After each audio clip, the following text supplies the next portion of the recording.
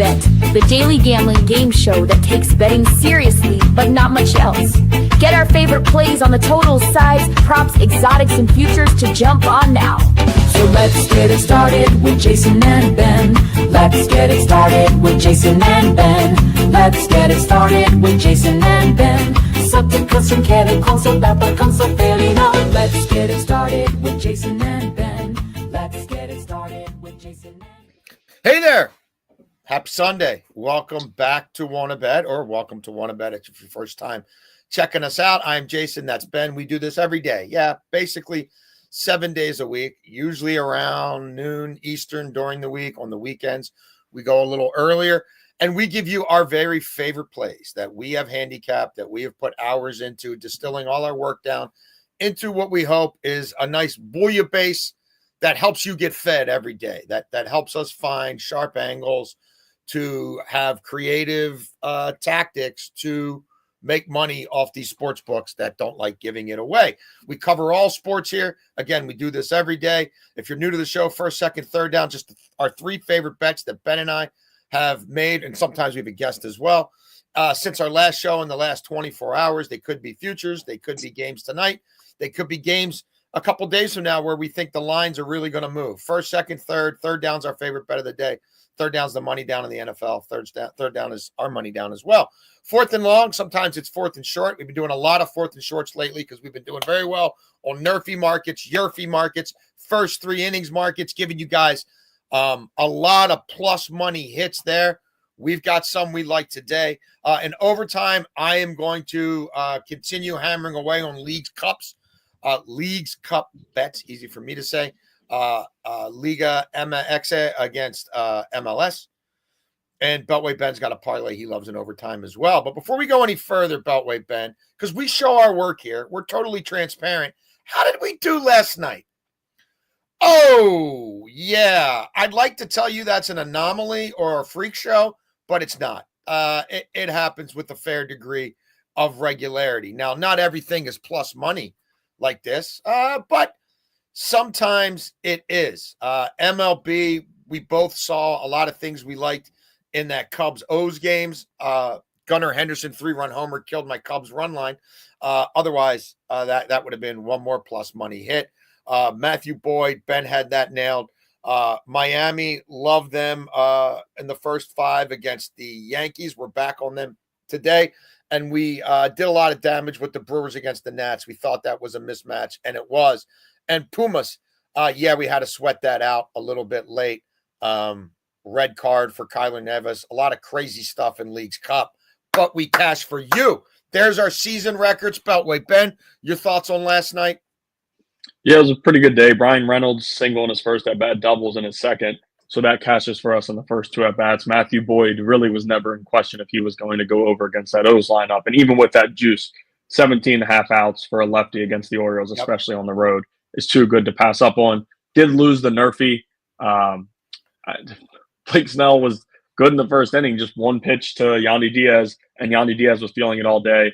The Dodgers, of course, went 3 up, 3 down. So close on the nerfy, but that only gave us a +1 unit day. But still, we're in the plus. We're moving in the right direction. The MLB player props are starting to get a little bit better here now that we're kind of in this stretch in the MLB, right? You have heading into the All-Star break where a lot of guys are looking for slowing down. They want that break. And then you have after the All-Star break where guys are still kind of getting their footing. But now that we're in this push right now, the playoffs are coming up soon and the deadline's passed, we're in a good spot for MLB player props. Yeah, and again, graphically, we only have so much space, but Milwaukee Brewers +102 to win the first 3 innings.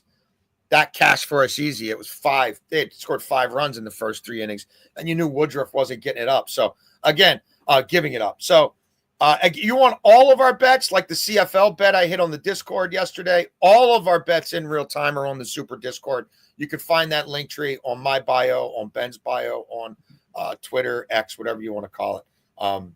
So that continues to grow. All right, Beltway Ben, let's keep it going, brother. What do we got on first down? Yeah, first down.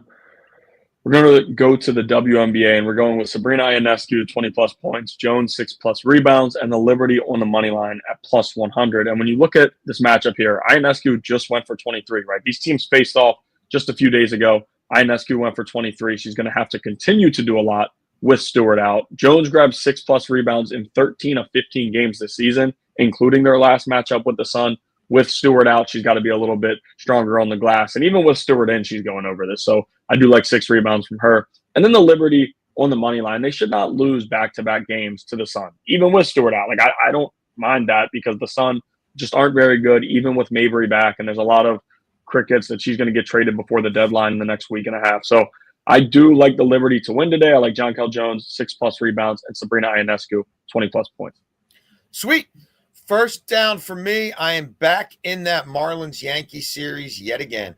And we are going to basically make this a calculated play against Luis Hill, who's making his first start of the season, who I think showed a little bit of fragility in the second half last year before things really fell apart for him. And I like to fade pitchers when they've missed as much time as he has. And he's coming back now, Beltway Ben, not to be a cherry on top. Because think about what's happened to that staff. You had the Garrett Cole injury to begin with. Then you had the Clark Schmidt injury. The Blue Jays have pulled ahead of the Yankees. And Hill's coming back to be a top-end starter in the middle of a pennant race. I don't know about that. Miami's playing loosey-goosey baseball right now. They are never out of games. And I like Cabrera a lot. I like Cabrera against this Yankees lineup. He's got a 2.4 ERA in his last 7. I feel like with the Marlins, it's a different hero every night. It might be the catcher. It might be Stowers. It might be Xavier Edwards. I just like the way they're playing. And boy, the Yankees seem to be pressing a little bit to me. Yankees defense continues to give me pause. Let's see what their Sunday lineup looks like. And the Yankees, they can't get swept by the Marlins. So I think Hill's going to be under the gun a little bit here. So maybe we push. I don't know. But I think Cabrera can hold them down. And I'd like to think Miami can get to Luis Hill early in this one as he tries to settle his nerves down and get back to used to pitching in the major leagues. Second down, Ben. Yeah, second down, we're going to go back to the WNBA. We're going to go with Alyssa Thomas, AT, over 8.5 assists at -130. She's got a matchup with the Sky, who are allowing 21.6 assists per game, which is the most in the WNBA. And even as a forward, we know that she's a point forward. So she's bringing the ball up the court 24/7. Even with Copper back, Copper is really a shooting guard / small forward, but she handles the ball a little bit. But Alyssa Thomas is the main one doing it. She had 8 assists the last time they matched up, but she only played 21 minutes, including 0 in the fourth quarter because it was a blowout. We could get a blowout today just with Angel Reese and Ariel Atkins out, but I still think she clears this. She always gets her teammates open. They're at full health, which is pretty important. Sabali was benched last game, so I think she's going to come out a little angry looking to score. And Alyssa Thomas, as I said, one of the most unselfish players in the WNBA, doesn't really look to score enough, in my opinion, but she's always looking to get her teammates open for assists. So I do like her over that 8.5 assist mark at -130.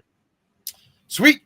Second down for me, this is just a straight fade of the Twins. Like, I'm not someone who wants to take the Guardians on the run line very often. Like, I don't trust their lineup for the most part, and they've obviously parted with some pieces at the deadline, but nothing like what the Minnesota Twins have done.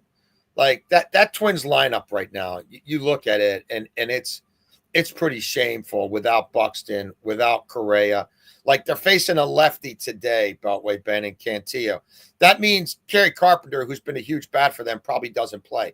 If he does, he's got a 412 OPS against lefties. So, people like Larnach are DHing for them. Like, they're DHing the backup catcher because they don't have a lot of other bats. Oh, yeah, it's a bullpen game for them, and they traded their entire bullpen. Like, they obliterated the A team of their bullpen, a very good bullpen, and called up like 6 kids from St. Paul, AAA. They're going to need them all today.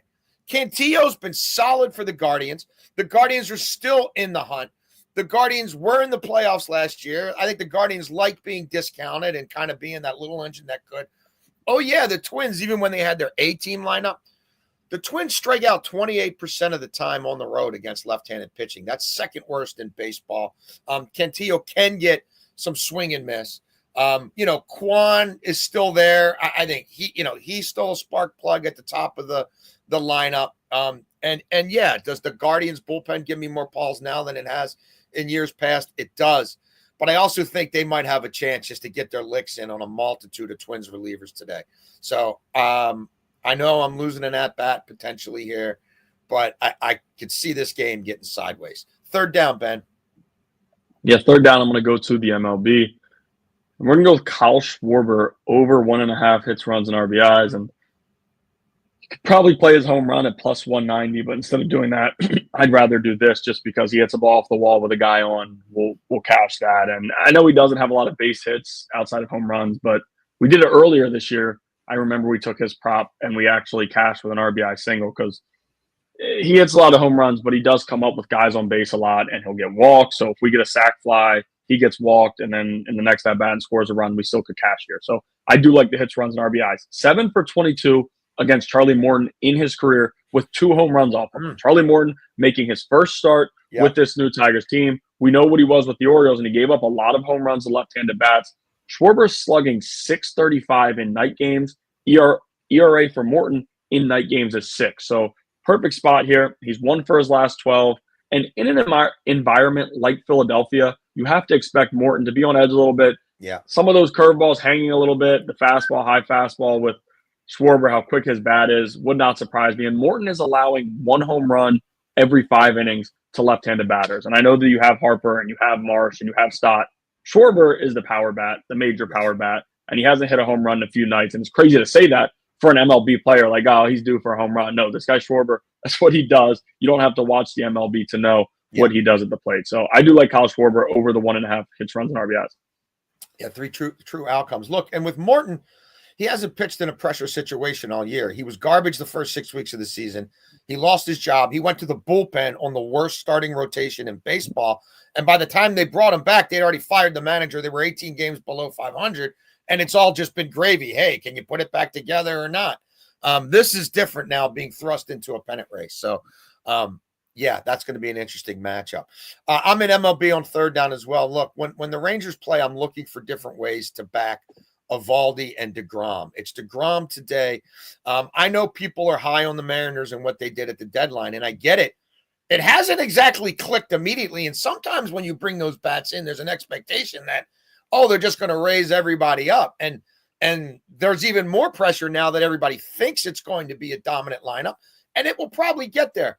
But right now, I think guys are pressing. Like, yeah, they won yesterday. It took 2 runs in the 9th inning. This has not been an offense that has feasted on starting pitching all year. DeGrom has obviously been great. DeGrom's previous outing against them, he went 5, gave up 1 earned run. This kid Evans on the mound for the Mariners, I feel like it's starting to come apart a little bit. He's pressing to try to stay in that starting rotation as they get a little healthier.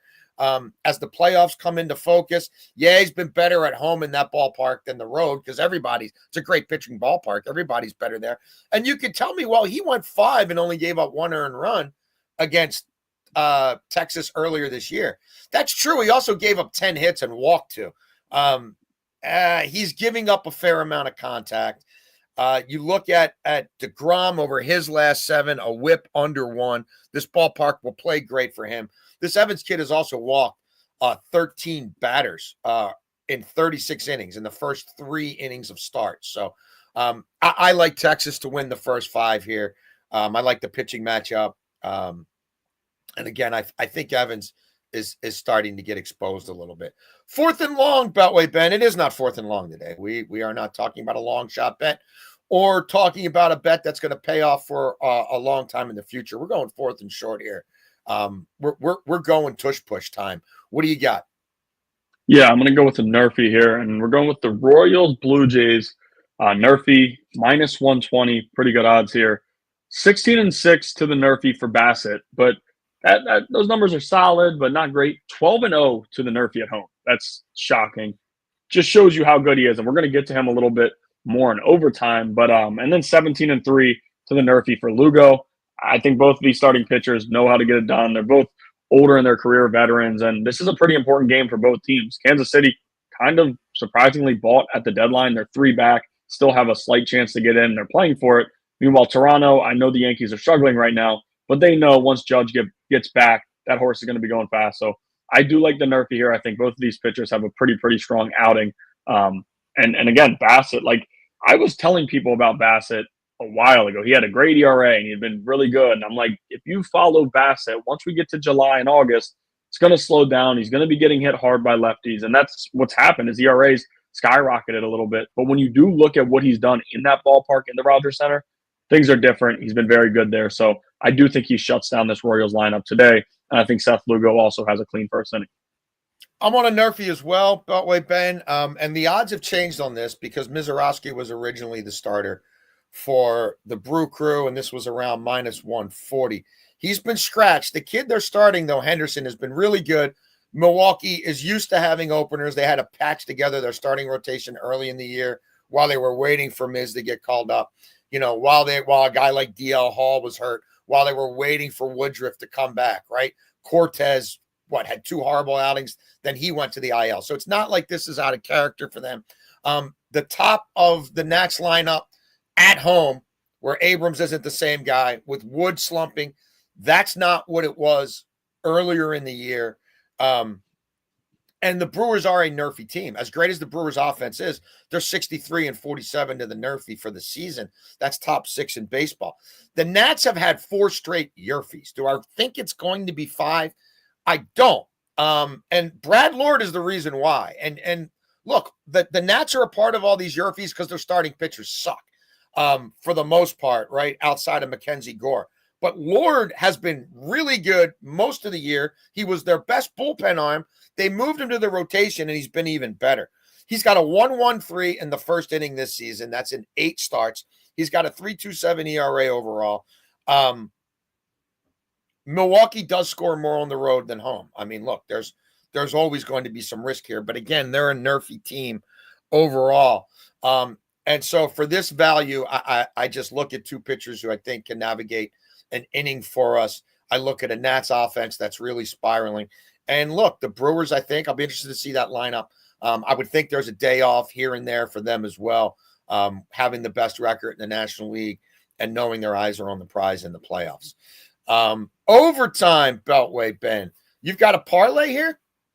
Yeah, I have a parlay, technically 2 parlays, and a quick Blue Jays play that I was just kind of mentioning. But we'll start here with the other parlay, and that is Carlos Correa over 1.5 hits, runs, and RBIs, parlayed with Jose Altuve over 1.5 hits, runs, and RBIs, and it's plus 140. So really, when you get it, you have a 2-hitter and a 4-hitter, both there. If one's going to go over, I'm not saying it's guaranteed the other one will, but there's a good chance that the other one comes up with an opportunity with a runner in scoring position to drive the other one in and just come through. And we only need 1 or 2 from each, just over 1.5, and they're like minus 150 and minus 155. Correa is back with the old team. He's comfortable. Had 2 hits in Boston yesterday and has pretty good numbers against Giolito. 3 home runs and 26 at-bats. This game starts at 11:30, so you should, as soon as we finish this, get out and put it in. Altuve, 2 home runs and 14 at-bats against Giolito, slashing 287, 347, 462. When you have this weather in Boston, the wind is blowing out to left field. I do like taking righties with the monster. Either put one over it or hit one off of it and get a guaranteed double. Correa and Altuve, last 3 starts, Beltway, Ben, not quite like the previous 5 or 6, too. And Giolito's a guy that we've talked about him on here before. I talked about him. I talked about attacking him as soon as he came back from Boston, and he's proven me wrong a little bit to this point, but I think we're going to slow down like you just mentioned. And then the other play and the parlay that I like in this one, I like the Blue Jays on the money line, but you can also parlay that with the under 8 and get plus 186 on those odds. So this is another official play for me, and so is the parlay. Blue Jays on the money line and under 8 at plus 186, and then the Blue Jays on the money line at minus 142. I just talked about it. Chris Bassett's been very good at home. That lineup, we know what they are. They should be able to get 2 to 3 off of Lugo, and the Blue Jays did add to that bullpen a pretty good amount. So we feel a little bit more comfortable with that Blue Jays bullpen after the deadline. Excellent. Overtime for me, we're going back to Leagues Cup. We hit a nice plus money parlay yesterday. We did not hit the money line parlay, but we loved that Pumas spot. It was a little bit thornier than I would have liked, but we cashed, baby. Let's start with FC Cincinnati here. They've got as good a shot to win this tournament, event, whatever you want to call it, as anybody. They faced a gauntlet recently. They faced a lot of top MLS teams leading into League Cup, which I think served them well. They faced Miami twice, did quite well. They faced Columbus. They faced Real Salt Lake, all teams that are holding their own against a Liga MX sides. great start to this tournament themselves. Liked what I saw of them against Monterrey. And they're facing a Juarez side that really had one of the shocking results of the first leg of this event, beating Charlotte 4-1 at home. I'm not sure that's exactly who they really are. They're certainly going to get the best that Cincinnati has to offer here. I love what Evander's doing, coming out of the midfield, attacking, finding gaps. He's in great form right now. Would not be surprised if he found the back of the net at all in this one. These games have been pretty wide open, and I just prefer what Cincinnati has attacking up front, prefer the overall form that they're in. Oh, yeah, and they're also at home. It's a true home game for them. And then give me over 3.5 goals in this Santos Laguna Seattle matchup. Seattle hung 7 on Cruz Azul the other night, which they hung 7.5. Like in the second half, 45 minutes, no added time, they scored 7 goals. Everybody on that team, including people off the bench like Dwayne De Rosario's kid, are touching and scoring. Everyone feels good about their touch right now. And frankly, Jordan Morris being hurt, he's always hurt. I think that's not the worst thing in the world for Seattle, who can use more athletic bodies up front, guys who can run a little more than Jordan Morris. So I don't mind that. Interesting in net for both these teams. Seattle's first choice keeper still out with injury. Santos Laguna's keeper got a red card in the last match, so he can't play in this one. So Seattle's back line looked great against Cruz Azul. I've watched Seattle a lot lately. I don't trust their back line. That was a perfect game for them. But in general, they have been conceding, and they have been conceding more than one. And you've got a Santos Laguna team that the way this tournament works, only 4 MLS and 4 Mexican sides advance. Santos needs goals. They need to push for goals from the beginning of this match. Seattle's played 5 straight matches where they've scored at least twice. Santos Laguna's allowed 7 goals in their last 3 matches. It's a true home field advantage for Seattle. That crowd's behind them. Again, they're coming off a 7-0 thrashing of Cruz Azul. I expect them to attack from the giddy up, and I think this is another bonkers Leagues Cup game. So that's where I am in overtime. But wait, Ben, before we go, can you show the people how we did last night again and how we're doing for the season? There you go, folks. We keep score here. Our goal is to make money with you. We want to be part of a betting community that finds ways to be smart, be circumspect, be sharp. We're not going to bet on everything just to bet on it, including the NFL preseason. But we try to find areas where we can drill down and make money for you guys. We've been doing this since May 21st. We're giving out these plays pretty much every single day. There's our record for the year. That's not even how all of what we did last night. Join the Super Discord if you want all of our plays in real time. You can go to the link tree in my bio or Ben's bio. You can find us at 10 a.m. tomorrow with our buddy Eric Casillas doing this all over again, looking at more Leagues Cup, looking at MLB, looking at WNBA. I'm looking a little bit at some CFL plays. We're going to be looking at an NFL preseason play that stands out to us. All that and more back tomorrow on WannaBet.